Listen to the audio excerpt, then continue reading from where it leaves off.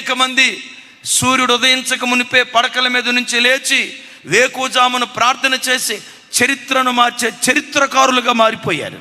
దైవజనుడైన మోషే వేకువజామున లేచి ప్రార్థించేవాడు. 430 సంవత్సరాల ఇశ్రాయేలీల చరిత్రలో ఏ ఇశ్రాయేలుడు చేయలేని ఒక సాహసోపేతమైన కార్యం మోషే చేయటానికి కారణం ఏంటో తెలుసా? వేకువజాము ప్రార్థన. వారసత్వంగా పొందుకున్నాడు మోషే దగ్గర నుంచి నాయకత్వం. యెహోషువ కృప ఏంటో తెలుసా? తన గురువు గారు లాగే వేకువనే లేచి ప్రార్థించేవాడు. ఎంత కృప పొందుకున్నాడంటే మోషే చేసిన పరిచర్య కంటే రెట్టింపు మహిమ కలిగిన పరిచర్య చేశాడు. మోషే నాయకత్వం కనాను దాకే తీసుకొచ్చింది. యెహోషువ నాయకత్వం కనానులోనికి తీసుకొని వచ్చింది. ఆ వంశ పరంపరలో పుట్టినవాడే దావీదు. వేకువజాము ప్రార్థన అంటంతో దావీదు ఎలా ప్రార్థన చేసేవాడు తెలుసా?